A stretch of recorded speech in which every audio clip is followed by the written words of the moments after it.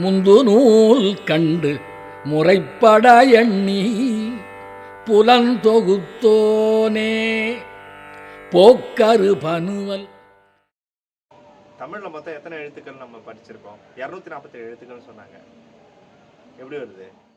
உயிர் 12, மெய் 18, உயிர்மை 216, ஆயுதம் 1, மொத்தமா எவ்வளவு? 247. உண்மையிலே 247 எழுத்துக்கள் தான் இருந்ததா, இல்ல அதை காட்டிலும் நம்ம கிட்ட எண்ணிக்கையில கூடுதலான எழுத்துக்கள் இருந்து இன்னைக்கு அது நம்ம மரபை விட்டு மறைஞ்சு போச்சான்னு பாத்தீங்கன்னா ஆமா. 247 எழுத்து தான் எப்பயுமே தமிழுக்கு இருந்திருக்கா அப்படின்னு பார்த்தா அது கிடையாது.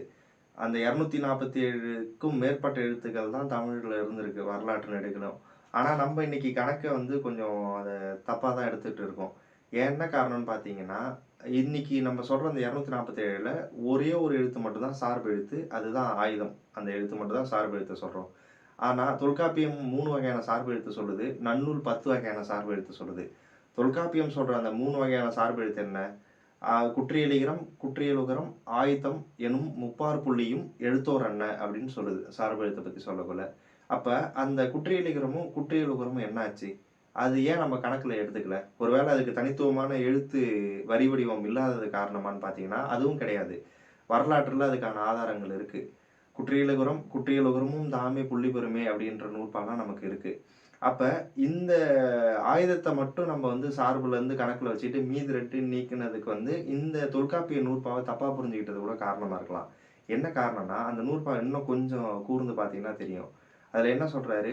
குற்றியலிகரம், குற்றியலுகரம், ஆயுதம் எனும் முப்பாறு புள்ளியும் எழுத்தோர் அன்ன அப்படின்னு சொல்றாரு. அப்ப அதுல அந்த முப்பாறு புள்ளிய வந்து இவங்க ஆயுதத்துக்கு மட்டும் பொருத்திட்டு குற்றியலிகரத்தையும், குற்றியலுகரத்தையும் விட்டுட்டாங்க. அந்த முக்கோண வடிவுல 3 புள்ளி வச்சா அது ஆயுதத்தை குறிக்கும். இததான் தொல்காப்பியர் சொல்றதா எடுத்துக்கிறது வந்து பொருந்தாதுன்னு நினைக்கிறேன். என்ன காரணம்னா, சங்க இலக்கிய காலகட்டத்தை பொறுத்தவரைக்கும், அப்ப கிடைக்கிற கல்வெட்டுகள்ல இந்த 3 புள்ளிய வந்து முக்கோண வடிவுல இட்டா, அது எதை குறிக்குதுன்னா, இகரத்தை குறிக்கும். அதுல இருந்து ஒரு புள்ளி எடுத்துட்டு நீங்க அதுக்கு நடுவுல ஒரு கோட போட்டீங்கன்னா, அதோட நெடில் வடிவமான ஈகாரத்தை குறிக்கும். இப்ப இதுல பொருள் நமக்கு புலப்படுதுன்னா, ஒரு நெடில்ல இருந்து ஒரு புள்ளி வச்சா அது ஓசை குறுகுதுன்னு நம்ம எடுத்துக்கலாம். ஈகாரத்துல இருந்து இகரம் வரணும்னா ஒரு புள்ளி பெறணும்.